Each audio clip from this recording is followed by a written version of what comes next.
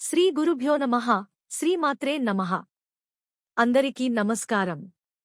ఉసిరి చెట్టు మహత్యం ఒక్కసారైనా వింటే చాలు 1000 అశ్వమేధ యాగాలు చేసిన పుణ్యఫలం దక్కుతుంది. ఇక మీ ఇంట్లో అన్ని శుభాలే జరుగుతాయి. ఉసిరి చెట్టు సాక్షాత్తు మహావిష్ణువు రూపం.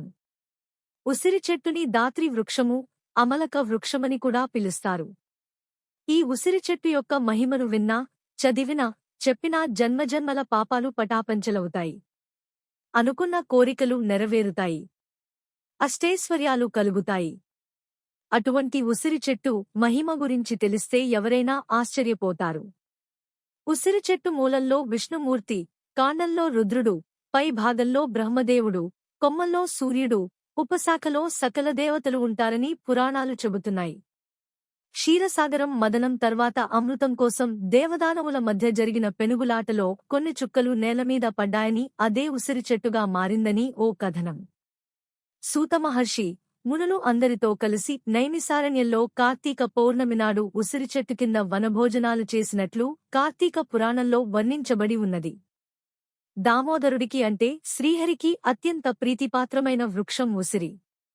శ్రీకృష్ణ భగవానుడు తన సోదరుడైన బలరాముడుతోనూ అలాగే తోటి గోపాల బాలకులతో కలిసి ఉసిరి మొదలైన మహావృక్షాలు నీడన యమునానది తీరాన బృందావనంలో అత్యంత ఆనందంగా వనభోజనాలు చేశాడని భాగవతంలో వర్ణించబడి ఉంది.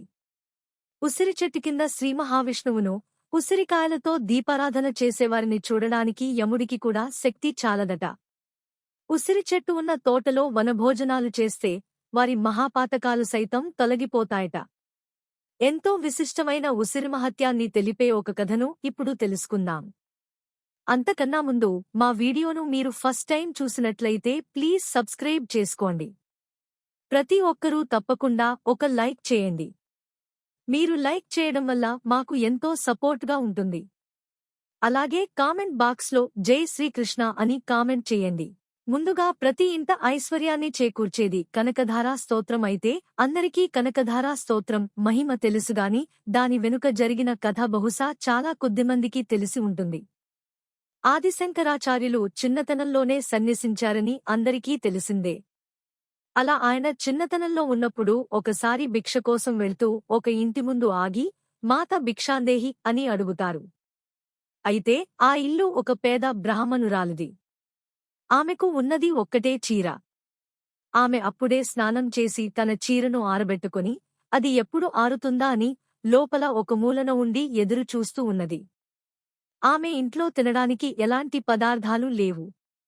పూర్తిగా ఆమె బీదరికల్లో ఉంది.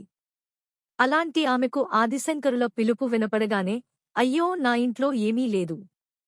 కాని ఎవరో భిక్షకు వచ్చారు.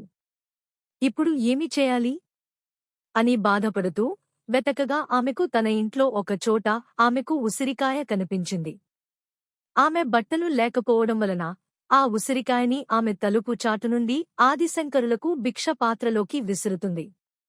మొదట ఆ సంఘటనకు ఆదిశంకరులు అయోమయం చెందిన ఆయనకున్న దివ్యదృష్టితో పరిస్థితిని అర్థం చేసుకుని, ఏమీ లేకపోయినా కూడా ఉన్న ఉసిరిని దానం చేసిన ఆమె వ్యక్తిత్వాన్ని, ఆమె బీదరికాన్ని తలుచుకుని బాధపడుతూ విష్ణువు లక్ష్మీనిలయమైన ఆ ఉసిరిని చూస్తూ ఒక్కసారిగా కనకధారా స్తోత్రాన్ని ఆసువుగా చెప్పారట. అప్పుడు ఆ ఇంట్లో లక్ష్మీదేవి ధనవర్షం కురిపించిందని పురాణ కథనం. అందుకే ఉసిరికాయ దానం ఎంతో గొప్పదని పెద్దలు చెబుతారు. ఉసిరి చెట్టు ఇంట్లో ఉంటే వాస్తుదోషాలు తొలగిపోవడంతో పాటు దుష్టశక్తులు ఆ ఇంట్లోకి ప్రవేశించకుండా ఉంటాయి. నరదృష్టి ఆ ఇంటి నలుమూలలా కూడా ప్రవేశించదు. ఉసిరి చెట్టులో శ్రీమహావిష్ణువు, లక్ష్మీదేవి కొలువై ఉంటారు. ఉసిరి చెట్టుకు వృద్ధాప్యం లేదు.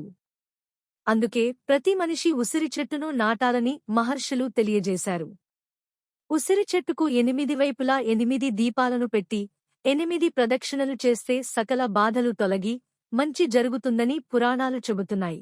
కార్తీక మాసంలో శివాలయంలో ఉసిరి చెట్టు కింద ప్రతి సోమవారం ఉదయం సాయంత్రం ఎవరైతే దీపం పెడతారో వారు ఇప్పటివరకు చేసుకున్న పాపాలు అగ్నిహోత్రిలో దూదివలె నశిస్తాయి. వారు ఇప్పటివరకు చేసుకున్న పుణ్యం 10 రెట్లు అవుతుంది. కార్తీక మాసంలో ఉసిరికాయపై ఒత్తులు వేసి దీపం వెలిగిస్తారు. ఈ దీపం కార్తీక దామోదరుడికి అత్యంత ప్రీతిపాత్రమైనది. ఉసిరికాయ మీద ఒత్తులు వెలిగించడం. క్షీరాబ్ది ద్వాదశి నాడు తులసితో పాటుగా ఉసిరిని కూడా పూజించడం. ఉసిరి చెట్టు నీడన వనభోజనాలు చేయడం. వీలైతే ఉసిరినీడ పడుతున్న నీటిలో స్నానాలు చేయడం. ఇటువంటి ఆచరణలు ఎన్నో వేల రెట్ల పుణ్యఫలాన్ని ఇస్తాయి. ఉసిరి చెట్టు మీద ఈ కార్తీక మాసంలో నారాయణుడు ఉంటాడని, అందుకనే ఆ చెట్టుని ధాత్రి నారాయణుడిగా భావించి పూజ చేయాలని శాస్త్రాలు చెబుతున్నాయి. ఉసిరి ఆకులతో విష్ణుమూర్తిని అర్చించినట్లయితే కోరుకున్న కోరికలు నెరవేరుతాయని ఆధ్యాత్మిక పండితులు చెబుతున్నారు. ఉసిరి చెట్టు ఉన్న చోట శ్రీ మహాలక్ష్మీదేవి నివాసం ఉంటుందని పండితులు చెబుతూ ఉన్నారు. ప్రతి మాసంలో వచ్చే ఏకాదశి రోజున నీటిలో ఉసిరికాయలను తరిగివేసి అరగంట తర్వాత ఆ నీటితో స్నానం చేయాలి. ఏకాదశి మరుసటి రోజు ద్వాదశి తిథిలో ఉసిరికాయను తినడం ద్వారా ఆరోగ్యానికి ఎంతో మేలు జరుగుతుంది.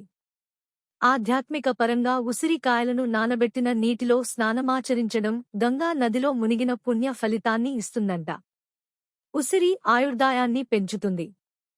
అయితే ఆదివారం, శుక్రవారం, అమావాస్య, షష్ఠి, సప్తమి, నవమి తిథులలో ఉసిరికాయను ఉపయోగించకూడదు.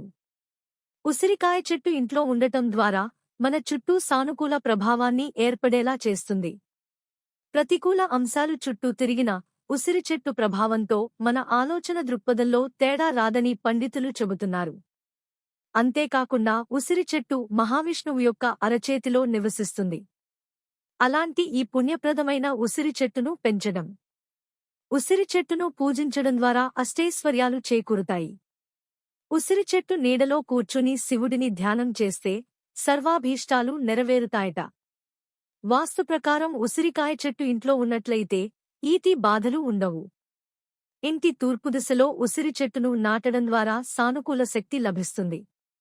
ఇంట్లో చెట్టును నాటలేకపోతే ఆలయంలో ఉండే ఉసిరి చెట్టు ఆకులను ఇంటికి తీసుకుని రావడం ద్వారా సంపద, జ్ఞానం, కీర్తి ప్రతిష్టలు పెరుగుతాయి.